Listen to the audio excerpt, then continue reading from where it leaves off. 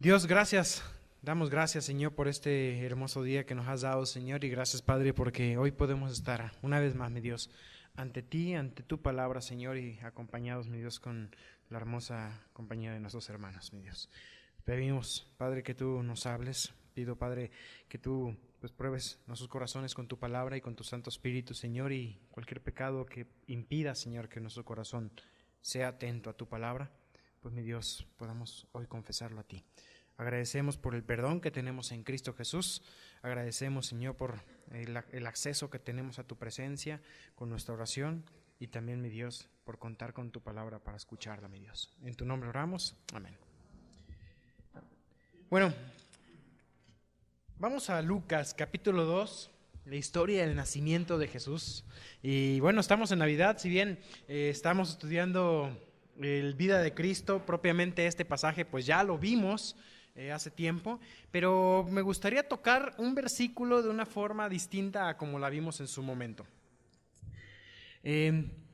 Antes de la lectura, yo creo que algo que a todos nos ha pasado alguna vez, no, ya sea por la parte del papá y yo creo que todos por la parte del hijo, ¿no te pasó que alguna vez tus papás no te dieron lo que tú querías? Y como no te dieron lo que tú querías, entonces el papá es malo, ¿no? Y vemos, ¿no? Nos ha tocado también como papás, nuestros hijos, que hasta nos llegan a decir que somos malos porque no les damos lo que tenemos. Y he escuchado aún de algunos hijos que llegan a decir, ya no quiero que seas mi papá. Y pues, no sé, nos ha pasado. A veces yo fui el niño que me quejé de los papás, que ya no quiero ese papá, o nos tocó con los hijos, pero es algo común. Y sabes que cuando no recibimos lo que queremos, a veces pensamos que no somos amados. Y como mi padre no me dio lo que yo quería, entonces ya no te quiero, papá. Y mi papá no me ama. Y cuando Dios no te da lo que tú querías, ¿Dios dejó de ser bueno? Pero a veces pensamos que sí. Hoy en día mucha gente, como Dios no les dio lo que quería, ya no creen en Dios. Es como si yo dijera, como mi padre no me dio lo que yo le pedí, mi padre no existe. ¿Es lógico? No, no es lógico, pero es real. O sea, ese argumento lo usa un niño. Ya no eres mi papá. Y lo usa hoy un adulto con un corazón endurecido. Pero lo usa también un cristiano. Lo usa también el cristiano pensando, Dios no le intereso yo. Dios no es bueno conmigo, es bueno con los demás y no veo la bondad de Dios en mi vida. Y sabes que parece ser como que Dios tiene que mostrar su bondad como yo quiero recibirla. Pero Dios mostró su amor, Dios mostró su voluntad, su buena voluntad con nosotros, de una forma que a veces no la apreciamos. Vamos a Lucas capítulo 2 y nada más leo yo aquí la anunciación. Lucas 2, tenemos el nacimiento en los primeros versículos. Dice, leo versículo 6, aconteció que estando ellos allí en Belén, porque había sido dada la orden de que todo el mundo fuese empadronado y tuvieron que viajar a Belén, y dice que allí se cumplieron los días del alumbramiento. Y María, versículo 7, dice versículo 7, y dio a luz a su hijo primogénito, y lo envolvió en pañales y lo acostó en un pesebre, porque no había lugar para ellos en el mesón. Y de esto en su momento también reflexionamos al respecto. Pero fíjate, me gustaría centrarme un poco más con detalle en el versículo 8 en adelante. Dice, había pastores en la misma región que velaban y guardaban las vigilias de la noche sobre su rebaño. Y aquí se les presentó un ángel del Señor. Y la gloria del Señor los rodeó de resplandor y tuvieron gran temor. Pero el ángel les dijo, no temáis. Así que hubo temor, pero las noticias que traía el ángel no eran noticias para infundir temor. No venían, si bien Dios es un Dios que desea ser temido y debe ser temido, la forma en que Dios se venía a mostrar al hombre en ese momento era para que no temamos, para quitar el temor. Y dice, no temáis porque he aquí os doy nuevas de gran gozo, que será para todo el pueblo, que os ha nacido hoy en la ciudad de David un Salvador que es Cristo el Señor. Y dice, y esto servirá del señal, hallaréis al niño envuelto en pañales, acostado en un pesebre. Y repentinamente apareció con el ángel una multitud de las huestes celestiales que alababan a Dios y decían, gloria a Dios en las alturas y en la tierra paz, buena voluntad para con los hombres. Quisiera centrarme en ese versículo. Gloria a Dios en las alturas y en la tierra paz, buena voluntad para con los hombres. Las palabras, la forma de acomodar las palabras es muy importante porque he escuchado mucho otra versión, un poco más común quizás, que se usa en los medios, que dice, en la tierra paz a los hombres de buena voluntad. Y cambia todo el sentido, porque entonces Dios condiciona la paz a aquellos hombres que obran bien. Es decir, paz como resultado de las buenas obras. Pero el versículo realmente, en la gran mayoría de las versiones, tienen una traducción como esta y es más apegada a lo que quiere decir. Fíjate, ¿de quién radica la buena voluntad? En este texto que tenemos aquí en Reina Valera 60. Pero ¿quién es el que tiene la buena voluntad? Es Dios. Es Dios el que tiene la buena voluntad, porque dice, para con los hombres. En la tierra paz, buena voluntad para con los hombres. Y algunos puntos de quizás veamos tres cosas en este versículo. Primero, dice, gloria a Dios en las alturas, es la primera. La segunda es, en la tierra paz, y la tercera es, buena voluntad para con los hombres. Sabemos que hemos sido creados para su gloria. Fuimos creados por Él y para Él, a fin de que seamos, dice en Efesios repetidamente, para alabanza de su gloria, para alabanza de la gloria de su gracia. Y finalmente de eso se trata la vida cristiana. Vivir, si quieres tú poner un lema a tu vida que honre a Dios, pon ese versículo o pon ese lema, para la gloria de Dios. Hagas lo que hagas, para la gloria de Dios. Fuiste creado para la gloria de Dios. Fuiste salvado para la gloria de Dios. Y Efesios en el capítulo 1 habla de cómo Dios planeó todo, planeó tu creación, planeó que existieras para su gloria. Pero planeó también salvarte para su gloria. Planeó también colocar a su Santo Espíritu en ti para su gloria. Se trata de eso, nuestra vida, se trata de buscar la gloria de Dios. Ese debe ser el fin máximo de tu vida, vivir para la gloria de Dios, que todo lo que hagas lo hagas para la gloria de Dios. Y eso lo hemos hablado en algunas ocasiones. Fíjate, el segundo punto dice, en la tierra paz, buena voluntad para con los hombres. La palabra paz en hebreo, una palabra muy utilizada, shalom, es, y si recuerdas uno de los nombres de Cristo, en Isaías capítulo 9, versículo 6, lo citaron los niños aquí el domingo pasado. ¿Alguien lo conoce? ¿Recuerdan? Isaías 9:6, porque un hijo nos es nacido, porque un niño nos es nacido, hijo nos es dado, y el principado sobre su hombro, y se llamará su nombre, y viene una serie de atributos también aquí: admirable, consejero, Dios fuerte, Padre eterno, príncipe de paz. Cristo, ese bebé que nació en ese día, era el príncipe de paz. Si bien el pasaje en Isaías tiene un primer cumplimiento ahí en su momento, apunta finalmente a Cristo, aquel que era el único admirable, quien es el consejero, el paracletos, quien es un Dios fuerte, un Padre eterno, y Él es nuestro príncipe de paz. Cristo es el príncipe de paz. Pero ¿Qué es paz? Para entender el concepto de paz, tenemos que entender primero la ausencia de paz.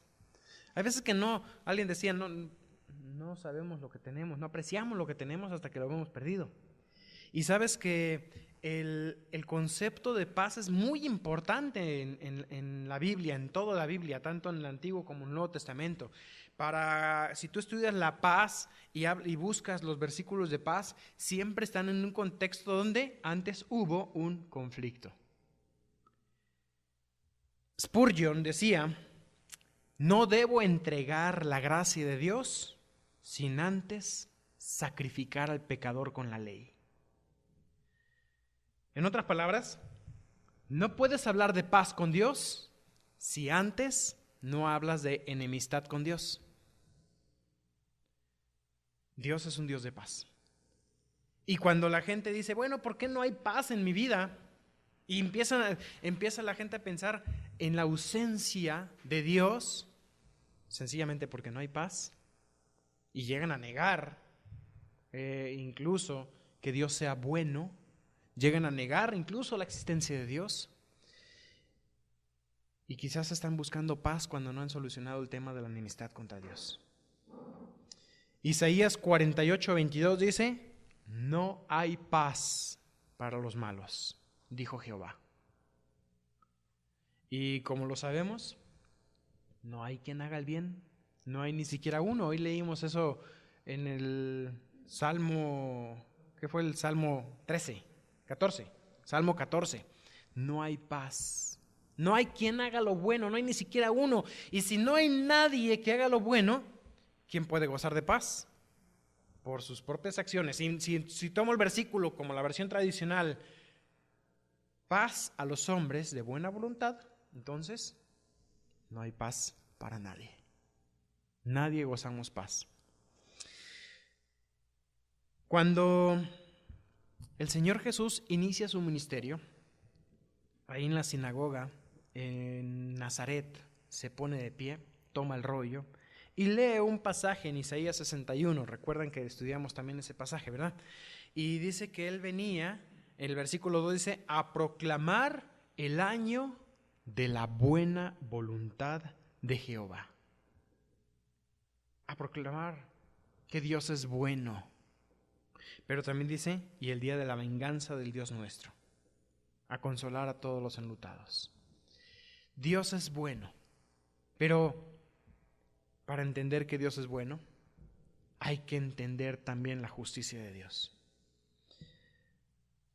Otro pasaje más, Isaías 60, un capítulo antes de ese pasaje tan hermoso que habla del ministerio del Mesías, cuando el pueblo de Israel, y me voy a meter un poquito a hablar aquí acerca del contexto del pueblo de Israel en algunos aspectos, porque queremos entender el concepto de paz, y para entender la paz tengo que entender el conflicto que tengo con Dios.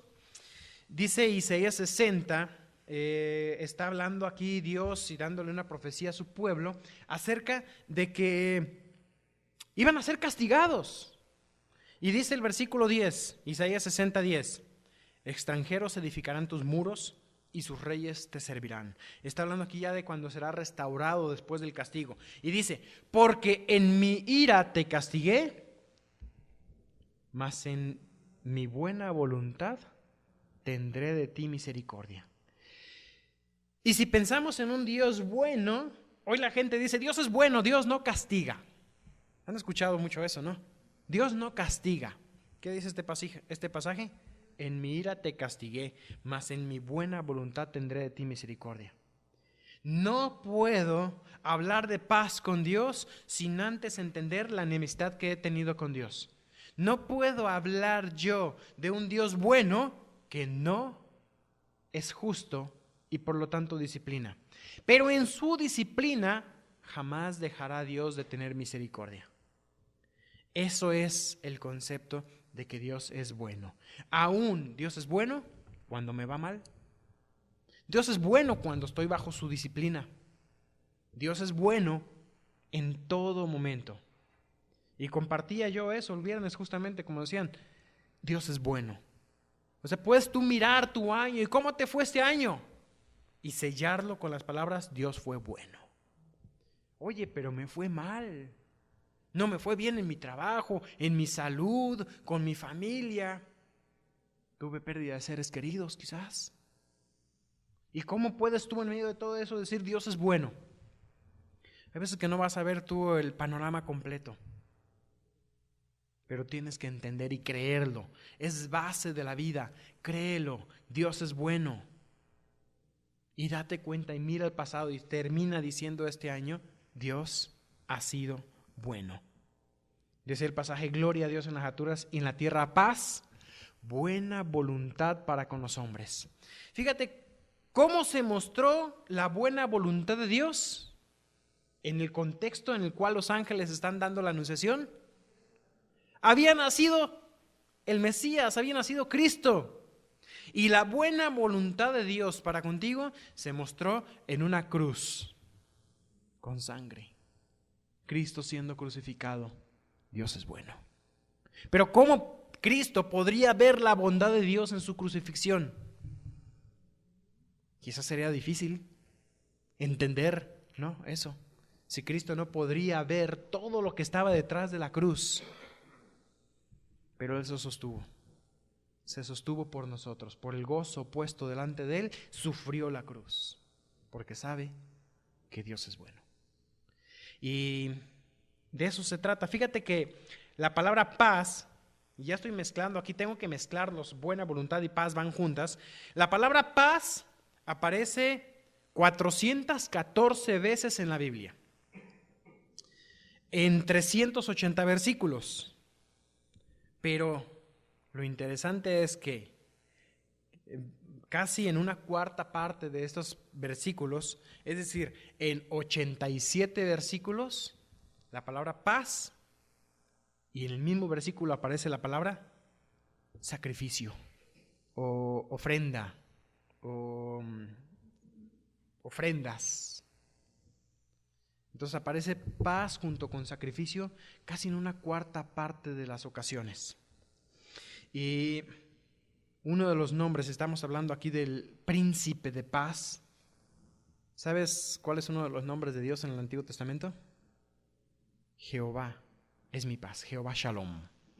La palabra Shalom es paz, de ahí vienen varias palabras que conocemos, por ejemplo, Salomón es pacífico, que sería como Shalomón, es algo parecido a eso, o Shalem, ciudad de paz, Jerusalén,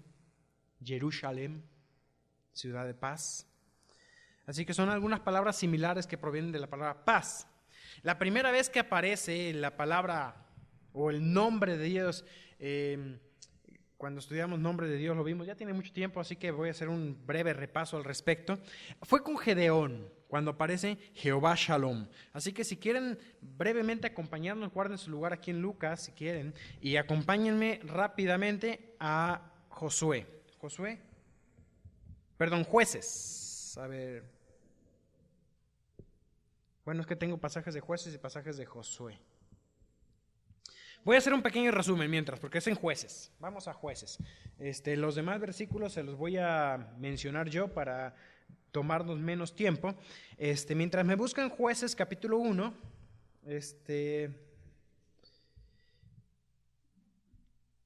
en el periodo de los jueces, después del tiempo del éxodo, cuando sale el pueblo de la tierra prometida, Dios les había dicho al pueblo de Israel que cuando entraran a la tierra de Canaán, una tierra de gente perversa, malvada, donde hacían cosas terribles como el hecho de ofrecer en sacrificio a sus hijos a Moloch, bebés recién nacidos los colocaban ahí en los brazos de una estatua de bronce al rojo vivo y colocaban el bebé ahí en los brazos para que muriera en sacrificio a Moloch.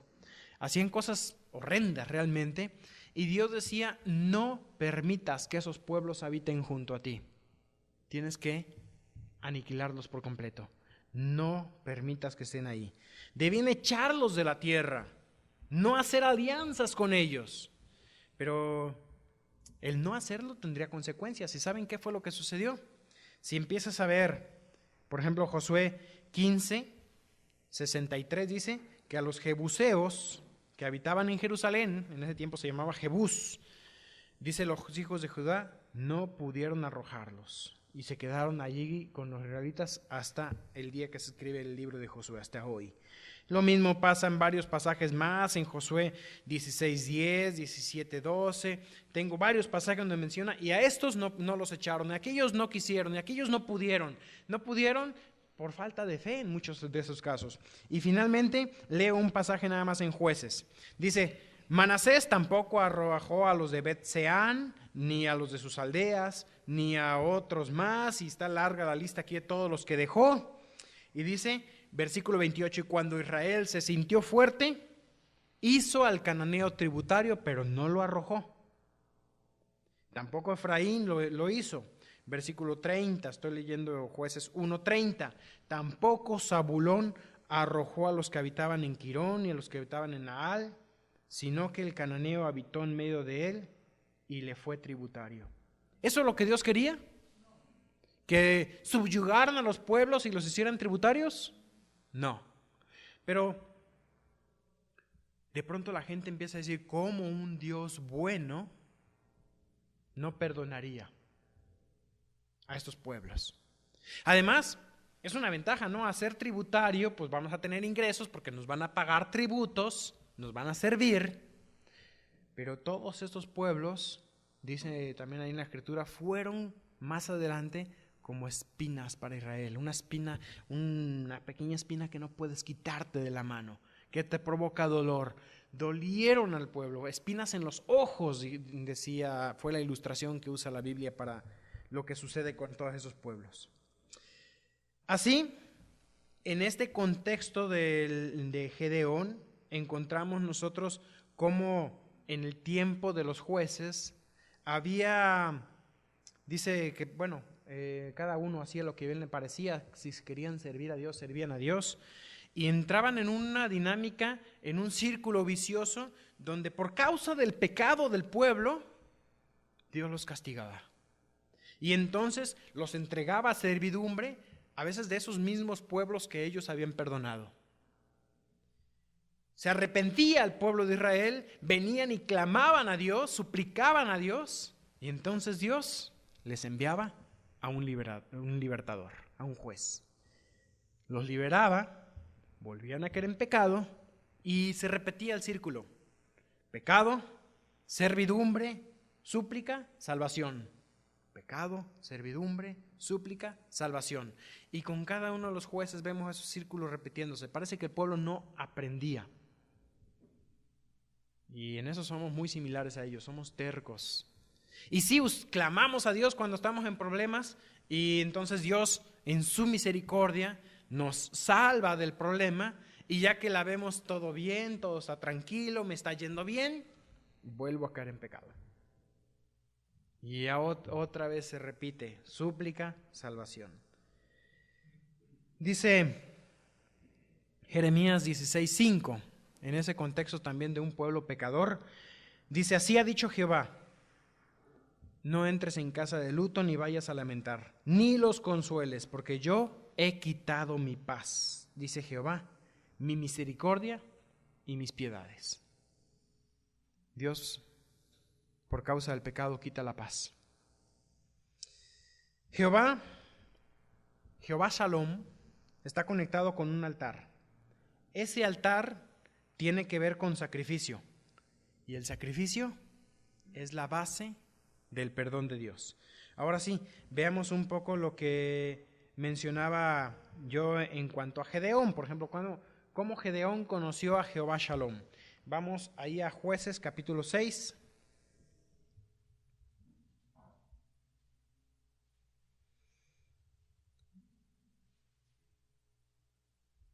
Dice, versículo 10. Tengo que ser breve aquí, aunque podríamos leer desde el 7, me gustaría, pero tengo que ser breve y resumir. Versículo 10.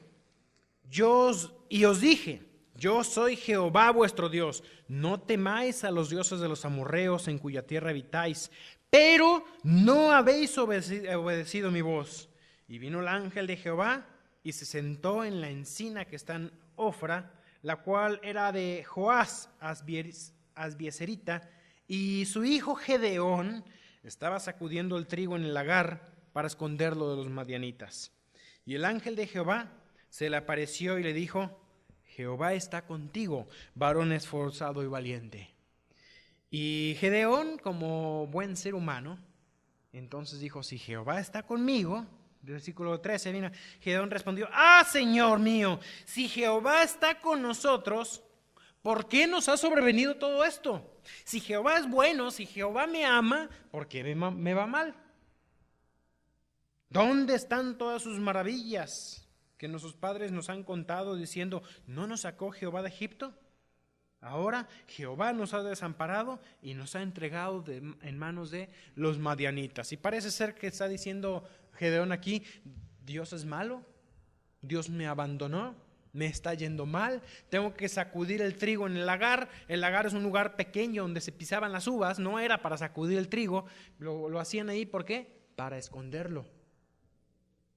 Tenían que desgranar el trigo a escondidas para poder comer. Dios es malo, decía en un momento, o llegaba a pensar aquí Gedeón. Versículo 22. Podríamos seguir la lectura, pero me salto hasta el 22. Dice: viendo entonces que era el ángel de Jehová, dijo. ¿Sabes quién es el ángel de Jehová? Es Cristo en el Antiguo Testamento. Antes de su encarnación aparece Cristo y dice: Señor Jehová, que he visto al ángel de Jehová cara a cara. Pero Jehová le dijo, es el ángel de Jehová, Jehová le dijo: paz a ti, shalom a ti, no tengas temor, no morirás. ¿Qué pasó con los pastores en el campo? ¿Qué tuvieron? Temor cuando vieron al ángel. Y le dijo el ángel: no tengan miedo, no tengan temor. Aquí es Cristo mismo diciéndole a Salomón: paz a ti, no tengas temor, no morirás. Y entonces, ¿qué hizo Salomón? Gedeón. Edificó allí Gedeón altar a Jehová y le puso un nombre: Jehová Shalom. Un altar. Ese es el contexto de la paz. No hay paz sin altar. No hay paz sin precio que pagar por causa de mi propio pecado. A Dios se le llama Dios de paz. Cristo es nuestro príncipe de paz. Y aquí me gustaría tomar 3 puntos como conclusión. Primero, Dios se revela como el que da paz. ¿Recuerdas aquel pasaje en Isaías 26 que dice: tú guardarás en completa paz aquel cuyo pensamiento en ti persevera, porque en ti ha confiado? Confiada en Jehová perpetuamente, porque en Jehová el Señor está la fortaleza de los siglos. Hermoso pasaje. Es Isaías 26, 3 y 4. Tú guardarás en completa paz. El concepto de la paz es más que solamente ausencia de conflicto. A veces, me está yendo, no tengo conflictos, tengo paz. Pero el concepto de paz en la Biblia es mucho más que eso. Tiene que ver también con una plenitud de vida. Cristo vino para que tengamos vida y la tengamos en abundancia. El concepto de shalom tiene que ver con una vida que se disfruta. Y sabes que el pecado nos aparta de esa vida, de esa paz. A Dios se le llama Dios de paz en muchos momentos. En Romanos 15, 33, y el Dios de paz esté con todos vosotros. En Romanos 16, 20, 2 Corintios 13, 11, Filipenses 4, 9. Tengo otros pasajes más. Primero, Dios se revela como el que da paz. Segundo punto, para entender un poco que Cristo es el príncipe de paz, es que Cristo, a Él mismo se le llama hijo de paz.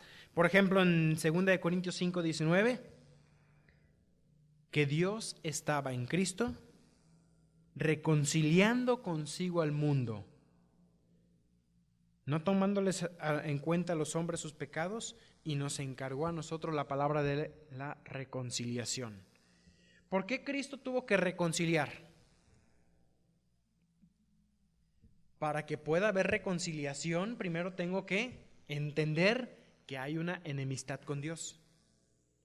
O sea, si yo voy a predicar que Cristo perdona, tiene que haber algo que perdonar. Si Cristo es mi paz y mi reconciliación, es porque hay un conflicto. Hay un conflicto. Dios tiene guerra contra mí por mi pecado.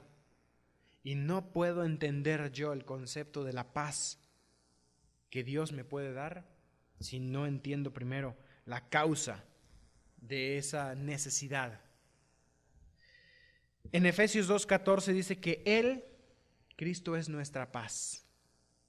De ambos pueblos, judíos y gentiles, hizo uno y nos reconcilia con Dios. En Romanos 5:8 dice que Dios muestra su amor para con nosotros en que siendo aún pecadores, Cristo murió por nosotros. Pues mucho más, estando ya justificados por la fe, por Él seremos salvos de la ira. Porque si siendo enemigos fuimos reconciliados con Dios por la muerte de su Hijo, mucho más estando reconciliados seremos salvos por su vida. Justificación, reconciliación. En Colosenses 1:20 dice que por medio de Cristo reconciliar consigo todas las cosas. Y dice que nos ha reconciliado. Isaías 9:6 decía, Isaías 9:6, porque un niño nos es nacido, hijo nos es dado, y el principado sobre sus hombros, y se llamará su nombre, Príncipe de Paz. En Juan 14:26, Jesús les dice a los discípulos, mi paz os doy, mi paz os dejo. Yo no la doy como el mundo la da. No se turbe vuestro corazón, ni tenga miedo. Juan 16:33, estas cosas os he hablado para que en mí tengáis paz. Así que, ¿cómo es posible mi paz? Solo en Cristo. ¿Dios es bueno? Claro que Dios es bueno. ¿Por qué? Porque Él quiere darte su paz. El concepto de paz es la palabra que define también mi vida eterna en el cielo. Cuando yo esté con Él tendré paz. Cuando pensamos nosotros en esas palabras que ponen en la tumba, descanse en paz, es como así como que ya está descansando, está dormidito. No, o sea, va más allá de eso. Paz no significa sencillamente está durmiendo en paz. Cuando un cristiano muere, no queda dormido. Parte de la presencia de Dios de forma consciente. Pablo lo decía, yo quisiera ya dejar este mundo y partir y estar con el Señor, pero en ambas cosas estoy puesto en estrecho. Yo quisiera quedarme para ser de beneficio en la obra, pero quisiera ya partir y estar en la presencia de Dios. Él sabía que cuando moría, partía directamente a la presencia de Dios. La paz es más que solamente la ausencia de conflicto. La paz es lo que Dios quiere que tú disfrutes. Él vino y pagó por tu paz. Hay dos tipos de paz divina. La primera es la justificación, la segunda es la comunión. Y la primera se define como paz con Dios.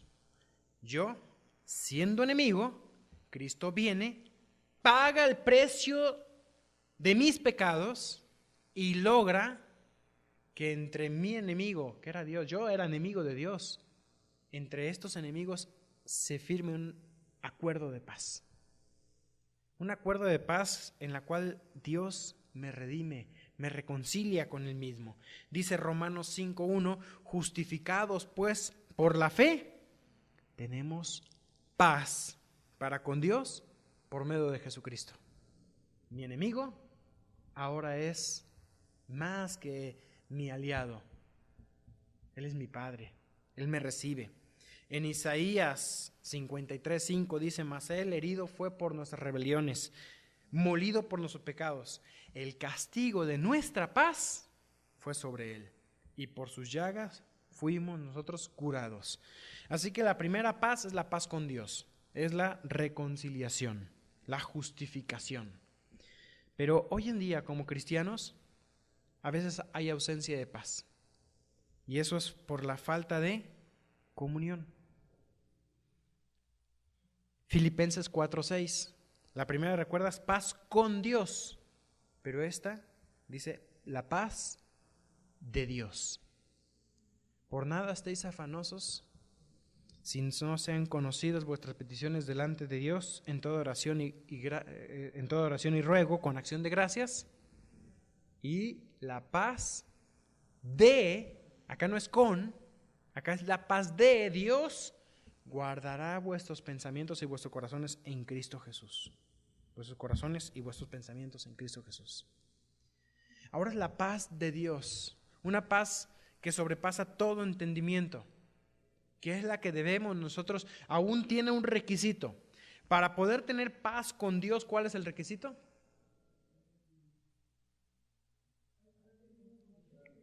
Exactamente, haber tenido arrepentimiento y aceptar a Cristo como tu Salvador. Cuando tú aceptas a Cristo en tu corazón, ya tienes paz con Dios. Esa paz no la lograste tú. ¿Quién la logró? Cristo en la cruz. Y te la otorga gratuitamente por la fe. Cuando tú aceptas a Cristo, aceptas esa paz que Dios ya logró, que Cristo ya logró en la cruz. Él pagó el castigo de nuestra paz, fue sobre Él. No la pagas tú, la pagó Cristo. Y entonces tienes paz con Dios. Si tú ya aceptaste a Cristo con tu corazón, tú ya tienes paz con Dios. Ya no hay enemistad. Pero hoy en día, en nuestra vida diaria, suele suceder que llega a mi corazón un pensamiento: Dios no fue bueno. Dios no me dio lo que yo quería. Estoy afanado y turbado y pierdo la paz. ¿Perdí la paz con Dios? No, esa no la puedo perder. No puedes perder tu salvación, pero sí puedes perder tu comunión. Puedes perder la paz de Dios que guarda tu corazón. Y puedes estar angustiado y preocupado. Y eso sí, vienen tormentas en tu vida que te abruman. Ese por nada estéis afanosos. ¿Te acuerdas cuando Jesús le dice a Marta: Marta, Marta, afanada y turbada estás? En varias ocasiones aparece un alma turbada. Y la idea de un alma turbada es como una pequeña barquilla en medio de una tormenta, ahí como dice aquella canción, ¿no? Maestro, se encrespan las aguas. Y así se encuentra tu alma, ¿no? Como la barquilla que decía, se va a hundir en medio de la tormenta. ¿Y entonces qué necesitas? ¿Necesitas la paz con Dios? No, esa ya la tienes. Si tienes a Cristo en tu corazón, ya tienes paz con Dios. Necesitas la paz de Dios que guarde tu corazón para que el Señor calme la tormenta, para que el Señor te dé paz. Por nada estéis afanosos, si no sean conocidas vuestras peticiones delante de Dios en toda oración y ruego, y la paz, con acción de gracias, y la paz de Dios que sobrepasa todo entendimiento, guardará vuestros corazones y vuestros pensamientos en Cristo Jesús. Así que, concluyendo, la paz no es lograda por el creyente, no es una determinación tuya. Es dada por Dios. La paz con Dios la logró Cristo. Y la paz de Dios te la da Dios. No la logras tú. Hoy voy a tener paz. No, eso no lo vas a lograr así. Si tú quieres tener paz, necesitas confiar en Dios. Y Él te la da. No la lograrás tú. Condiciones. Encomienda tu camino al Señor. Dice Isaías 26:3: tú guardarás en completa paz a aquel cuyo pensamiento en ti persevera, porque en ti ha confiado. Segundo, primero encomienda o confía en Dios. Segundo, obedécele. En Isaías 48:18 dice: oh, si hubieras atendido a mis mandamientos, fuera entonces tu paz como un río y tu justicia como las ondas del mar. No puede haber paz en tu corazón si vives una vida de desobediencia. Vendrá la tormenta y necesitas reconocer tu pecado. Y sabes, esas son las dos condiciones. Encomienda a Dios tu camino, confía en Él y obedécele. Pero hay una más, una razón más de tu paz, y es comparte. El pasaje que comienza con de este versículo habla acerca de una nueva vida, ¿no?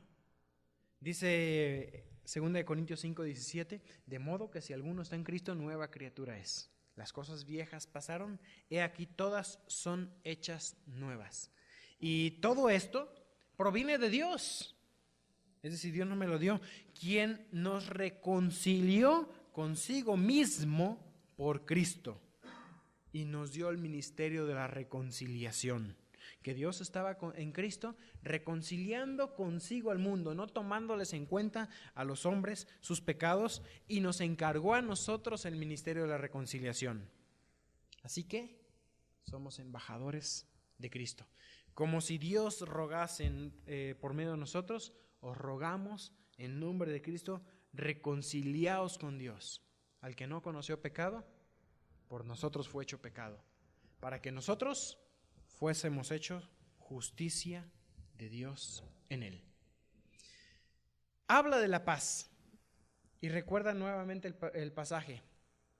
Gloria a Dios en las alturas y en la tierra paz, buena voluntad para con los hombres.